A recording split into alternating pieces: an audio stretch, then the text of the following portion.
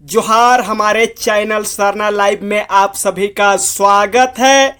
मैं हूं विनोद उरांव। आइए ले चलता हूं वो शख्स के पास जो एक शुरुआत से आदिवासियों के लिए समर्पित हैं, आदिवासियों का मसीहा है, माननीय विधायक बिशुनपुर श्री चमरालिंडा, जो विस्तार पूर्वक 5वीं अनुसूची पर प्रकाश डाल रहे हैं। फिफ्थ शेड्यूल पर होगा, 5वीं अनुसूची पर, भारत का संविधान का 5वीं अनुसूची मतलब संविधान का धारा 244 का 1 पर। ये बहुत ज़्यादा चर्चित रहता है। भारत का संविधान का 5वीं अनुसूची और 6ठी अनुसूची। 5वीं अनुसूची करीब करीब 9 राज्यों में जहां आदिवासी रहते हैं उसके लिए निर्मित है भारत के संविधान के द्वारा, और 6ठी अनुसूची नॉर्थ ईस्ट के स्टेट के लिए है।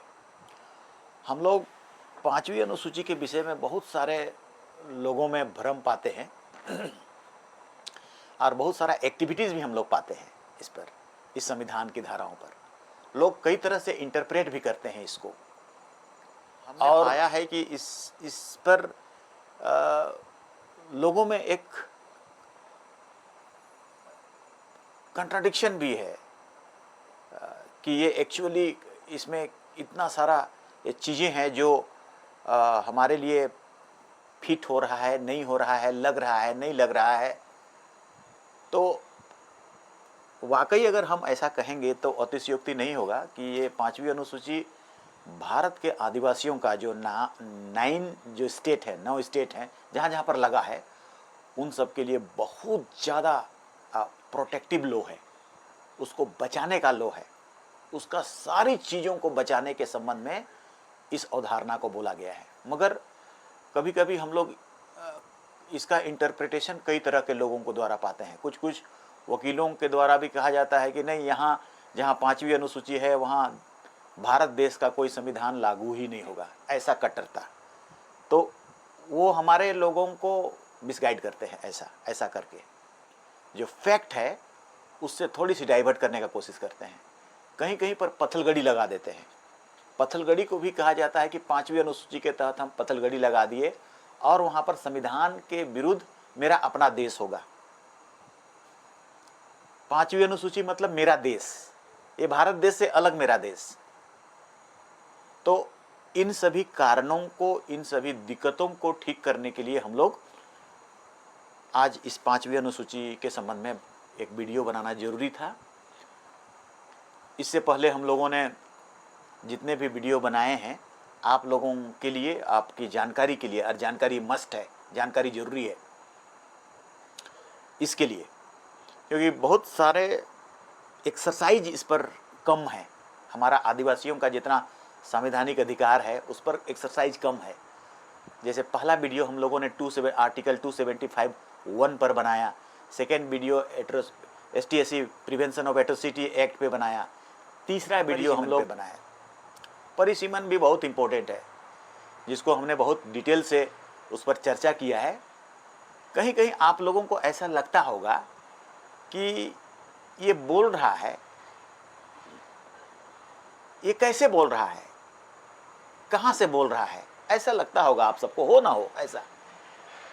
तो हम यही बात आप लोगों से कहेंगे, जो बातें हम कह रहे हैं हमारे आदिवासी संविधानों के विषय में, हम लोग लगभग 25 सालों से इस पर एक्सरसाइज कर रहे हैं और इसीलिए कलेक्शन करके रखे रहे हैं और उसको रीडिंग्स, उसकी पढ़ाई करके देखते हैं कि ये मेरे फेवर में क्या है और कितना इम्प्लीमेंटेशन में है, और नहीं है तो भी हम लोग चर्चा करते हैं कि इसको क्यों नहीं करा जाए। और ये भी सर्वविदित है कि कई लोगों के दिमाग में ऐसा लगता होगा कि सही है, गलत है। तो हम सारे बुक्स को, रेफरेंस को भी आपके सामने दिखाने का कोशिश करते हैं ताकि आप ये समझ जाएं कि ये एक्चुअली हम अपने से कोई बातों को बोल नहीं रहे हैं, लेकिन हाँ कुछ बातों को हम बोलते हैं कि ये चीज़ आदिवासियों का। देखो, जैसे ये मेरे हाथ में ये चीज़ है, एक ये है, ये भारत का संविधान जब बन रहा था 5th शेड्यूल का ये असेंबली में, संविधान सभा में जो डिबेट हुआ है वो पूरा डिटेल्स है इसमें। किस किस व्यक्ति ने क्या क्या कहा, मुंशी ने क्या कहा, जयपाल सिंह मुंडा भी थे, उसने क्या कहा, और जितने लोगों ने ये कॉन्स्टिट्यूएंट असेंबली के डिबेट में भाग लिया, ये ओनली 5th शेड्यूल का है, 5वीं अनुसूची का है। ये 5वीं अनुसूची बहुत बड़ा चीज है, बहुत बड़ा चीज है 5वीं अनुसूची हमारे लिए। 5वीं अनुसूची में हमारे लिए अपना एक संविधान विधानसभा बना दिया है, अपना विधानसभा। राज्य का विधानसभा से अलग हमारा अपना विधानसभा। वहां 20 आदिवासियों को संविधान बनाने के लिए नॉमिनेट कर दिया गया है। 20 आदिवासी जो जो चीज को कंसल्ट करेंगे, जो जो चीज को एडवाइस करेंगे, उसी को राज्यपाल को और राष्ट्रपति को कानून के रूप में रेगुलेशन बनाना पड़ेगा। ये बहुत बड़ा चीज है भाई, अरे 5th शेड्यूल में ही है। और वैसे बनाया हुआ कानून को जब राष्ट्रपति एसेंट कर देंगे, ओके कर देंगे, कंसेंट दे देंगे, उसके बाद स्टेट का विधानसभा भी उसको टच नहीं कर सकता है, उस पर किसी तरह का बातें या किसी तरह का इंटरफेरेंस उसमें नहीं कर सकता है। मगर अनफॉर्चुनेटली भारत देश का आजादी के बाद इस ट्राइबल एडवाइजरी काउंसिल, जिसको कि हम जो 5वीं अनुसूची के तहत प्रदत्त है, और आदिवासी का विधानसभा हम बोल रहे हैं, ट्राइबल एडवाइजरी काउंसिल, 20 सदस्यों का ट्राइबल एडवाइजरी काउंसिल, किसी भी सब्जेक्ट में 5th शेड्यूल में अनुसूचित क्षेत्र से संबंधित आदिवासियों का कोई भी दिक्कतें हैं, कोई भी परेशानी है, उसकी कस्टमरी लॉ में परेशानी है, उस पर रेगुलेशन बना सकता है, उस पर नोटिफिकेशन बना सकता है, उसकी वैवाहिक संबंध में नियम बना सकता है, उसकी परिसंपत्ति है उस पर नियम बना सकता है, उसकी लैंड को सुरक्षा करना है उस पर नियम बना सकता है। किसी भी चीज, आदिवासियों का प्रोटेक्शन का एक वाल है। उसकी लैंड जा रही है, उसकी माइनिंग जा रही है, उसकी बालू जा रही है, उसका बाजार ठीक नहीं चल रहा है, वो नशा का शिकार हो रहा है, सब पर कानून बना सकता है ये 5th शेड्यूल के द्वारा में।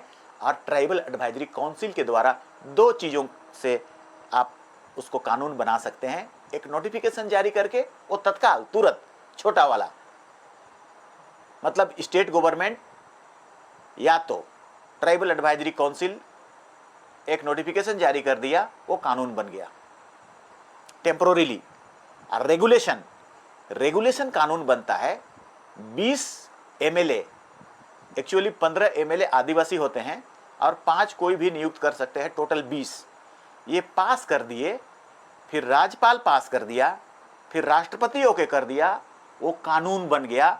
उसको स्टेट भी, पार्लियामेंट भी और स्टेट का असेंबली भी उसको किसी तरह का इंटरफेरेंस या किसी तरह का ऑब्जेक्शन नहीं कर सकता है। इतनी बड़ी चीज है। अनफॉर्चुनेटली इस कानून का उपयोग ही नहीं हुआ, इस संविधान का उपयोग ही नहीं हुआ। ये सिर्फ हाथी के दांत दिखाने के लिए रह गए। आज तक भारत देश में 1951 से, ये 1949 में ये संविधान बना। ये ड्राफ्टिंग, संविधान का ड्राफ्टिंग जो मेरे पास है 1949 में बना। 1949 से अब तक हमारे यहाँ एक ही कानून बना है, एक ही बार, ये इसके थ्रू में ट्राइबल एडवाइजरी काउंसिल से एक ही बार बना है, शेड्यूल एरिया रेगुलेशन एक्ट। ये schedule area regulation, Bihar schedule area regulation act 1969, ये सिर्फ एक ही बार बना है। यही दुर्भाग्य है।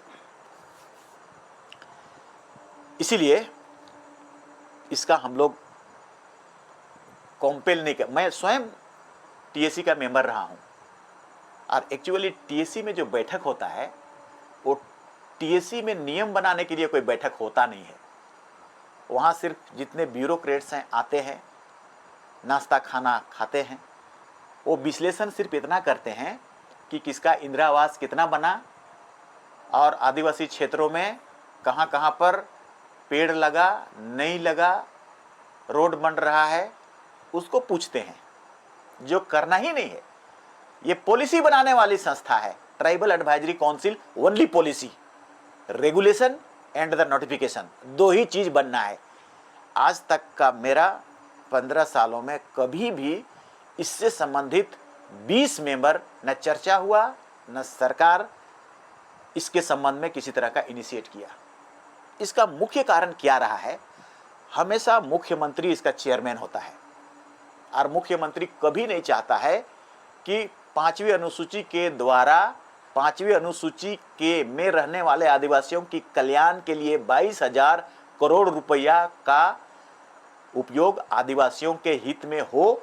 अगर ऐसा होगा तो उतना बड़ा रकम का वो स्टेट में कमी हो जाएगी उसको खर्च करने के लिए। इसीलिए वो कभी नहीं चाहा कि ये 5th शेड्यूल का जो रेगुलेशन बने या नोटिफिकेशन बने वो ट्राइबल के फेवर में बने और आदिवासियों को उस पैसा को देने का हित में बने, कभी नहीं हुआ। लेकिन इस संविधान में मुख्यमंत्री ही उसका चेयरमैन हो ये नहीं बोलता है। राज्यपाल को अधिकार है कि वो चेयरमैन बनाने के लिए कानून बनाए, वो ला सकते हैं।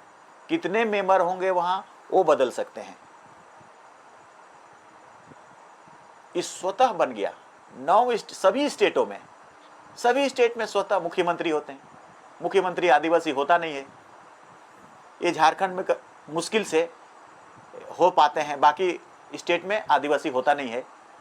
और इसीलिए किसी भी स्टेट में इस पैसा का ना उपयोग सही हुआ है, ना कोई कानून बन पाया है। किस किस विषय में कानून आप बना सकते हैं, ये बहुत इसकी जो ऐतिहासिक पृष्ठभूमि है, ऐसा आप मान के चलते हैं कि आपके पुरखों के द्वारा जितना आंदोलन हुआ, 1793 ईस्वी में जब जमींदारी आ गया यहाँ, उसके बाद से आदिवासियों का आंदोलन बहुत व्यापक हुआ। क्योंकि उसके बाद से जमींदार और महाजन जमीन को छीनना शुरू कर दिए। जमीन तो आदिवासी का जिंदगी है, वो उसके लिए लड़ाई करना शुरू कर गया। वो डरा नहीं उसके बाद। और इसलिए कई बार 1833, 1794 इसी समय से आंदोलन स्टार्ट हो गया, अंग्रेजों के खिलाफ, जमींदारों के खिलाफ और महाजनों के खिलाफ। और जब ऐसा हुआ और तब उसी समय से ब्रिटिश हुकूमत को भय हुआ और उसने excluded area, district, excluded district, हमको ये भी जानना जरूरी है कि ये कानून आने का रीजन क्या है, ये संविधान बनने का रीजन क्या है, उसमें आदिवासियों का कितना योगदान है। अदरवाइज कुछ लोग कहते हैं नहीं ये तो योगदान है, सत्ता ने बना दिया, सरकार ने बना दिया, वो उन पर लिबरल हो गया और उसकी सिंपैथी के कारण बना दिया। ऐसा नहीं है। ये इतने बड़े संवैधानिक प्रावधान आपके पुरखों का बलिदान के कारण बना है, उनकी लड़ाई के कारण बना है, उनका विद्रोह के कारण बना है, संथाल विद्रोह के कारण, बिरसा मुंडा का विद्रोह के कारण, सिद्धू कान्हू का विद्रोह के कारण और बुद्धू भगत का विद्रोह के कारण, तेलंगा खड़िया का विद्रोह के कारण। ये सब विद्रोह 1793 के तुरंत बाद आदिवासियों का जगह जगह विद्रोह होने लगा। भूमिज विद्रोह होने लगा, उरांव विद्रोह होने लगा, संथाल का विद्रोह होने लगा, मुंडा विद्रोह होने लगा, सभी तरफ, छोटा नागपुर में सभी तरफ विद्रोह होने लगा। और उस विद्रोह के कारण ब्रिटिश हुकूमत ने 1874 में, ये किताबें हैं, ये एक किताब है जो सर्वे रिपोर्ट है, ये टेलर का और रीड का, मतलब ब्रिटिश हुकूमत का ये जो सर्वे है, जो रिपोर्ट है, जो किताबें हैं, उसी का संक्षेप में ये डाल दिया है, इसको लिख दिया है। और इसमें इसने क्लियर किया है प्रीएम्बल के साथ, an act to ascertain the enactment in force in various part of the British India. British India का वेरियस पार्ट में हम ये एक्सक्लूडेड एरिया और शेड्यूल डिस्ट्रिक्ट एक्ट 1874, ये लिखता है the schedule district act 1874 for by the British India, ये बनाया गया है। कहाँ कहाँ के लिए बनाया गया था, ये सभी जहाँ जहाँ शेड्यूल, जहाँ आदिवासी रहते हैं उन जगहों के लिए। जैसे झारखंड प्रदेश में द डिस्ट्रिक्ट ऑफ हजारीबाग के लिए लोहरदगा का बहुत बड़ा एरिया था उस समय। लोहरदगा ही रांची उसी के अंदर में आता था। तो पूरे लोहरदगा, मानभूम और परगना, दालभूम डिस्ट्रिक्ट, कोल्हान का पूरा डिस्ट्रिक्ट, सिंहभूम का डिस्ट्रिक्ट, और उसके बाद संथाल परगना का 2 जगह को छोड़ के, देवघर और गोड्डा को छोड़ के पूरा का पूरा संथाल परगना के लिए ये कानून 1874 में ही बना है। 1935 में जब ब्रिटिश का कानून 1909, 19 के बाद 1935 में बना, संविधान बना, उसमें भी इसको पुट किया गया, डाला गया 1935 में भी। और इसीलिए भारत देश का जब संविधान सभा बना तो संविधान सभा में इस पर 5वीं अनुसूची के रूप में बनाया गया। और ये 5वीं अनुसूची का मेरे हाथ में डिबेट है, ड्राफ्टिंग है। ये ड्राफ्टिंग है, ये मूल रूप से ड्राफ्टिंग है। असल में पहला ड्राफ्टिंग जो पूरे के पूरे संविधान का ड्राफ्टिंग हुआ है वो सेनेगल नरसिंह राव, ये व्यक्ति बहुत बड़ा योगदान है इसका। एक्चुअली ये जो ड्राफ्टिंग है जो संविधान सभा में रखा गया, उसके बाद अंबेडकर जी ने अपनी अध्यक्षता में इसको चेंज करते करते, छोटा करते करते, क्योंकि शुरुआत की जो ड्राफ्टिंग था वो बड़ा था। जो सेनेगल नरसिंह राव के द्वारा बना गया था, ये बहुत बड़ा एक इंटरनेशनल कोर्ट का पहला जज था और ब्यूरोक्रेट था। और इसने पूरे के पूरे दुनिया का संविधान को पढ़ा और पढ़ने के बाद ड्राफ्टिंग किया।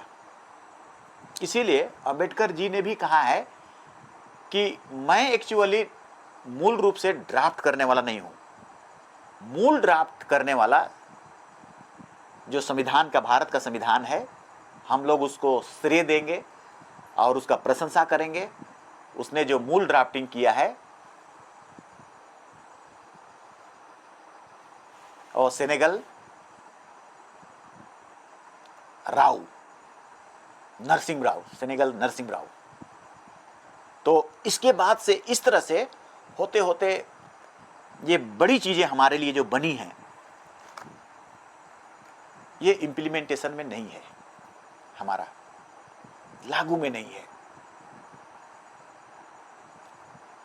हम लोग इस बात का जरूर जिक्र करेंगे कि अगर इसमें कौन कौन चीज़ों पर बात कहा है, कौन कौन विषय पर इस ड्राफ्टिंग में आप कानून बनाने के लिए बातें को कहा गया है कि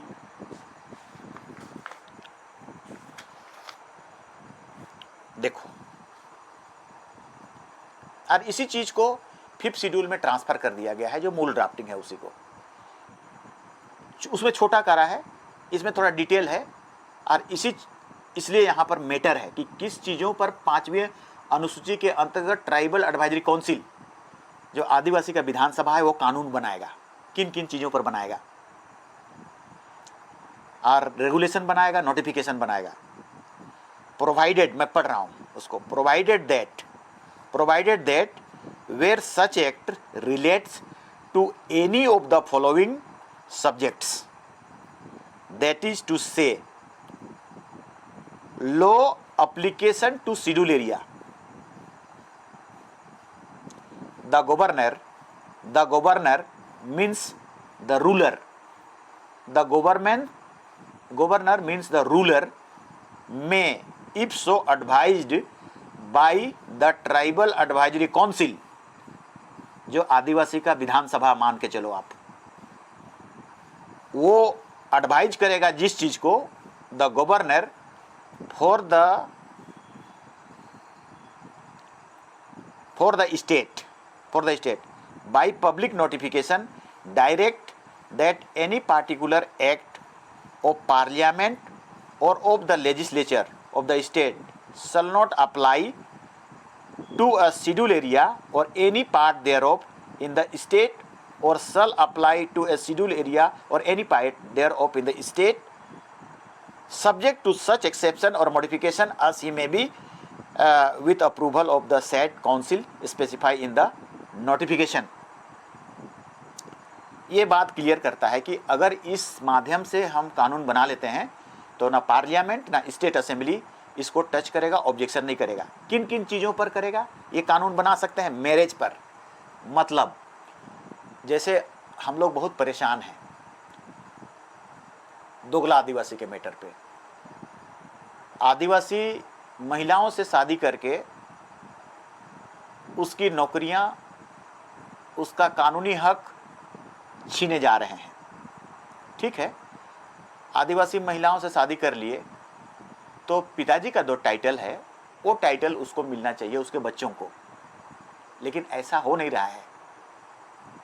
आदिवासी महिला है, उसका बच्चा को उसका आदिवासी महिला का भी टाइटल मिल रहा है और आदिवासी का रिजर्वेशन भी मिल रहा है। ये अनफॉर्चुनेशन है। इन्हीं चीज़ों को रोकना ट्राइबल एडवाइजरी काउंसिल के द्वारा नियम बनाना है। अभी ऐसा भी आप लोगों के जगह जगह में ये प्रॉब्लम हो रहा है। आदिवासी महिला शादी कर ली गैर आदिवासी से, वो मुखिया बन रहा है, प्रमुख बन रहा है, जिला परिषद सदस्य बन रहा है। ये सामूहिक प्रॉपर्टी है। जो पद है, प्रमुख का पद, मुखिया का पद, ये सामूहिक प्रॉपर्टी है, सोसाइटी का प्रॉपर्टी है, इंडिविजुअल प्रॉपर्टी नहीं है। अगर इंडिविजुअल प्रॉपर्टी है तो ऐसे लोगों को दिया जा सकता है। मुखिया का पद उस महिला के लिए नहीं है, मुखिया का पद उस समाज के लिए है। इसलिए मुखिया अगर आदिवासी है और गैर आदिवासी से शादी कर लिया है तो वो समाज का नहीं रह गया, इसलिए उसको मुखिया नहीं बनना चाहिए। ऐसा नियम कौन बनाएगा? इसी 5th शेड्यूल में कहा है संविधान ने कि उसकी मैरिज से संबंधित अगर गैर आदिवासी के जरा चला गया तो आप ऐसा नियम बना दीजिए कि उसको आदिवासी का सामूहिक प्रॉपर्टी का कोई हक ना मिले। कहाँ बना? नहीं बना, आज तक नहीं बना। बनाने का ताकत है इसमें, लेकिन कितनों भी 25 सालों से आंदोलन किया जा रहा है ऐसे लोगों को न बनाया जाए, मगर बनाने का कोशिश ही नहीं हुआ। इन सब चीज़ों को आपको जानना है, मतलब आप जानेंगे। Knowledge is power. आप पढ़ेंगे, समझेंगे, तभी आने वाला कल में हमारा पीढ़ी इस आंदोलन को लगातार करता रहेगा। कभी न कभी तो ठीक होगा, निश्चित होगा, क्योंकि संविधान आपके फेवर में है। और इसीलिए हमने कहा कि 5th शेड्यूल ओवरऑल इतना बड़ा प्रोटेक्टिव कानून है। ये बड़ा सा हमारा तुम्बा है, बहुत बड़ा घर है। इसमें चोचा चरे जैसा है, ना पानी आएगा ना हवा आएगा। इसको अगर ठीक से बना लोगे तब सभी कानून, सभी विधि विधान करो और जितना खाना पीना रख दो, कुछ भी वहां से बिगड़ेगा नहीं। हर तरह का कानून आप वहां से बना सकते हैं, लेकिन बना ही नहीं। क्यों नहीं बना, उस पर भी हम लोग डिस्कस करेंगे। आज तक बना नहीं ये चीज। दूसरी चीजों पर है इनहेरिटेंस ऑफ प्रॉपर्टी। कई बार कोर्ट में आ रहा है मैटर कि नहीं, आदिवासी महिलाओं को उसका जमीन का अधिकार दे देना चाहिए। नहीं नहीं नहीं, हम लोग का खूंट है, हम लोग का भूंयहर है। आदिवासी कस्टमरी लोग को नहीं जानते लोग। भूंयहर है, भूंयहर मतलब एक खूंट से दूसरा खूंट चले गए तो वो महिला उस खूंट का मालकिन हो गया। इस खूंट में जो महिला आ गई वो महिला इस खूंट का मालकिन हो गई। ये अन्य लो से, हिंदू लो, मुस्लिम लो या अन्य लो से बहुत भिन्न है। हमारा customary system should be protected. रक्षा करना चाहिए इसको, जो पुरखों के द्वारा बनता आया है, लेकिन इस पर भी छिद्र हो रहा है। और इसके लिए भी नोटिफिकेशन अगर जारी करके क्लियर कर दिया जाए कि नहीं, ऐसा प्रॉपर्टी का हस्तांतरण नहीं होगा और आदिवासी का जमीन ही उसका प्रॉपर्टी होता है। इसीलिए होता है क्योंकि उस जमीन में आदिवासियों का सब कुछ होता है। उसका रिलीजन भी उसी पर होता है, उसका एडमिनिस्ट्रेशन भी होता है। महतो, पहान, मुंडा, एडमिनिस्ट्रेशन, धर्म, सब कुछ उसी पे होता है। इसलिए नहीं होना चाहिए। तीसरा है social custom of the tribes. Social custom of the tribes, इसको भी मान्यता देनी चाहिए। Social custom of the tribes क्या है? हमारा पढ़ा सिस्टम, हमारा महतो सिस्टम, हमारा पचोरो सिस्टम, हमारा भुंयरी सिस्टम, हमारा पहनई सिस्टम, जितना भी आदिवासी सिस्टम चलाता है वो सारा का सारा ये सोशल कस्टम है, जिस पर स्ट्रोंगली कानून बन जाना चाहिए ट्राइबल एडवाइजरी काउंसिल के द्वारा। और राष्ट्रपति के द्वारा आ जाने से स्टेट गवर्नमेंट भी इसको टच नहीं कर सकता है। बना नहीं है। पढ़ा कहाँ है? पढ़ा को क्या मान्यता है? पढ़ा तो खत्म हो जा रहा है। पंचायती राज आया, पाड़ा को खत्म कर दे रहा है, ब्लॉक से इंटीग्रल कर दिया उसको, थाना से इंटेंगल कर दिया उसको। ये 5वीं अनुसूची ये भी कहता है कि इनके कस्टमरी लॉ के हेड को, हेडमैन ऑफ द विलेज को सारा कानूनी अधिकार भी मिलनी चाहिए, जो पनिशमेंट कर सकता है अगर इसके अंतर्गत कोई वायोलेशन हो रहा है, तो उसके विरोध में जा रहा है, तो ये मैटर पर भी हम कर सकते हैं। मगर लैंड पर देखो, लैंड पर जमीन, फॉरेस्ट का कानून को छोड़ के आदिवासी जमीन का 1 इंच भी ट्रांसफर नहीं हो सकता है। इस बात की जिक्र 5वीं अनुसूची में इस विषय पर कानून बनाने के लिए, स्टेट को कानून बनाने के लिए कॉम्पेल करता है। एक ही बार वो कानून बना जो हमने जिक्र किया था, शेड्यूल एरिया रेगुलेशन एक्ट 1969। और उसमें भी क्या किया, उसमें भी ये सीएनटी एक्ट को डाल दिया, अलग से नहीं बनाया। इसमें सीएनटी एक्ट का संशोधन को डाल दिया। देखो अमेंडमेंट, ये मैं दिखा रहा हूं, the Bihar schedule area regulation act 1969, amendment of CNT act 46, amendment of CNT act 46, CNT Chotanagpur tenancy act आदिवासियों के लिए नहीं बना था। इसमें शेड्यूल एरिया रेगुलेशन एक्ट के धाराओं को इसमें घुसा रहा है, डाल रहा है, और सीएनटी एक्ट को ही कह रहा है कि यही 5वीं अनुसूची है, 5वीं अनुसूची का प्रावधान इसी में है, और आपका लैंड को यही सुरक्षा कर रहा है। 5वीं अनुसूची का अलग से जो बहुत स्ट्रॉन्ग सुरक्षा कवच है, उसको कमजोर करने के लिए वो सीएनटी एक्ट में ट्रांसफर कर दिया। आप कैसे ऐसा कर सकते हैं? सीएनटी एक्ट अलग एक्ट है, वो पूरा का पूरा छोटानागपुर के सभी जातियों के लिए है। 5वीं अनुसूची एक अलग एक्ट है जो आदिवासियों के लिए सिर्फ है। तो आप उसको मिला दे रहे हैं, आप मिला के इसको कमजोर कर दे रहे हैं, इसीलिए हमारा जमीन सुरक्षित नहीं है। इसमें देखिए, मैं कहता पढ़ के सुना रहा हूं आपको, alienation and allotment of land to non tribals in schedule area, it shall not be lawful for a member of the scheduled tribe to transfer any land in a scheduled area to any person who is not a member of the scheduled tribe। जो schedule tribe का member नहीं है, उसको schedule tribe का एक भी land transfer होना unlawful होगा। एक इंच की भी जमीन नहीं ट्रांसफर कर सकते हैं। ये नियम अगर लागू होता, पालन होता, तो अभी सारे रांची में आदिवासियों की बहुतायत में संख्या होती। रांची आधा से ज़्यादा था 1793 से के बाद, तो 75%। आप अगर खतियान देखेंगे तो सारे आदिवासियों का, राजाओं के आने से पहले रहा था। लेकिन चलो, खतियान 1908 में बना। अगर 1908 का भी आप खतियान बनेंगे तो राजाओं का और जमींदारों को छोड़ के सारा खतियान आदिवासियों का, उरांवों का, मुंडाओं का, लोहरा महली कुछ लोग हैं उनका है। मगर प्रोटेक्शन कहाँ हुआ? नहीं हुआ। आदिवासी जमीन नहीं बचा। रांची में अब तो है ही नहीं जमीन, आदिवासी भी नहीं है। 50-60% से घट कर 15% हो गया, जमीन भी 15% हो गया। मतलब ये साफ है कि ये कानून पालन नहीं हुआ। ये किताबों में लिखा का लिखा रह गया। इसको कानून बनाना था। एक कानून बनाया ये बिहार सरकार ने, इसी से संबंधित बनाया, ओनली लैंड पर, बाकी सब्जेक्ट पर नहीं बनाया है। बाकी सब्जेक्ट में और भी मैटर पर है, पंचायत पर भी है बनाना। पंचायत मैटर पे पैसा तो बना दिया। लास्ट जो है ई 5वां नंबर का, any matter relating to village administration including the establishment of village panchayat, ये the governor shall issue such direction when so advised by the tribal advisory council। वो नियम बना, मगर और ये फुलफिल नहीं रहा, ये चला नहीं। एक ठो कानून बनाया, सिर्फ बनाया है the Bihar schedule area regulation act 1969। ये जमीन को प्रोटेक्शन करने के लिए बनाया है ये एक्ट को। लेकिन इतना छेदा है इसमें, इतना छेदा है कि बचा ही नहीं जमीन ट्रांसफरेबल। इसमें भी डाल दिया सीएनटी एक्ट का धारा 46 को, 47 को, 48 को, 49 को। 5वीं अनुसूची कहता है कि आदिवासी जमीन strictly prohibited to transfer. CNT act में डाल दिया उसको। सीएनटी एक्ट का धारा 46, 47, 48, 49 कहता है कि 49 का भूमिहरी कतिपय बहुत कारणों से लिया जा सकता है। 46 कहता है कि उसको दान फान में और कोनो लीज फीज में लिया जा सकता है। 47 कहता है कि आप उसको एग्रीकल्चर व्यू के लिए लोन दे दीजिए और उसका जमीन को नीलाम कर दीजिए।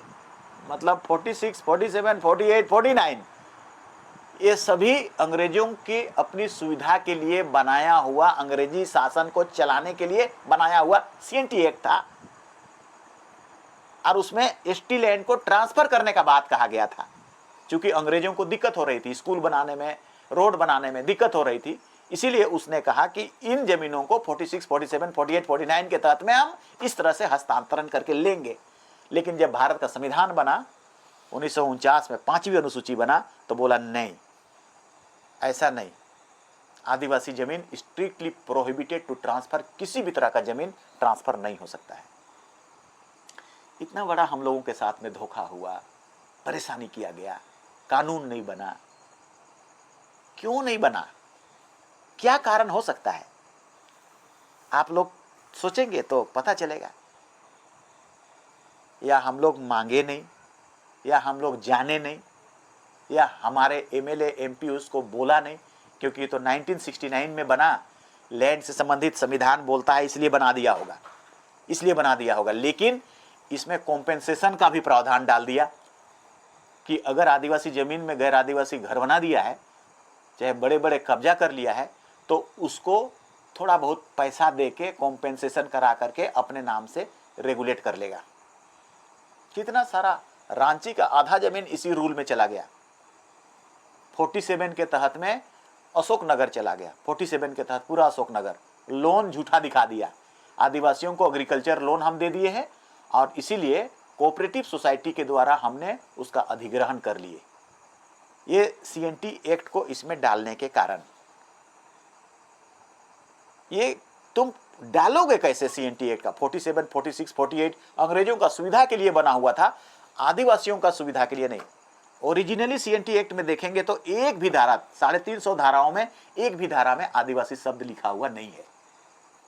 हुआ क्या है, 5वीं अनुसूची जब ऐसा धारा बन गया, सबकी मुश्किल खड़ी हो गई, दिक्कतें हो गई। और इसीलिए दिक्कत हुई क्योंकि हमारे पुरखों ने अपनी खून की बलिदान दे करके ऐसा कानून, जमीन से संबंधित कानून बनाने के लिए मजबूर कर दिया। और ऐसा स्ट्रिक्ट कानून बना कि 1 भी इंच जमीन दूसरों को नहीं ट्रांसफर कर सकते हैं स्टेट गवर्नमेंट, ये आदेश कर दिया। अब ऐसा हो जाएगा तो ये झारखंड कैसे चलेगा, बिहार कैसे चलता, महाराष्ट्र कैसे चलता, राजस्थान कैसे चलता? जिसमें ट्राइबल नहीं है उन लोग रहते कहाँ? रांची में रहने के लिए कैसे मिलेगा बिहार के लोगों को? इसलिए उन लोगों ने सभी कानूनों में छेदा बनाता गया। या तो बनाया नहीं, या तो अगर बना भी दिया मजबूरवश, संविधान बोलता है ये कह के बना भी दिया, तो उसमें कई छिद्र बना दिया गया। और इसीलिए हम आज तक तरक्की नहीं कर पाए, हम आज तक अपना जमीन बचा नहीं पाए। हमें आज तक अपनी जमीन में, रांची में जमीन में हम बड़े मॉल बनाए, बड़ा गोदाम बनाए, बड़ा हॉल बनाए, बड़ा घर, बिजनेस घर बनाए, उसके लिए लोन नहीं मिलता है। हम नहीं लोन ले सकते हैं। इसमें सीएनटी एक्ट को डाल देता है कि 5 साल के अंदर आपको वसूल करना है मोर्गेज के, और दूसरों के लिए 20 साल का लोन मिल रहा है। मतलब चारों तरफ से हमारी जमीन को लूटने के लिए कंस्पिरेसी, संविधान के रहते हुए भी, कानून के रहते हुए भी। 5वीं अनुसूची का बाकी अगला कड़ी में, नेक्स्ट पार्ट में बताया जाएगा। अधिक जानकारी के लिए, पूर्ण जानकारी के लिए आप अगला कड़ी जरूर देखें। तब तक के लिए मैं आपसे विदा लेता हूं। जोहार।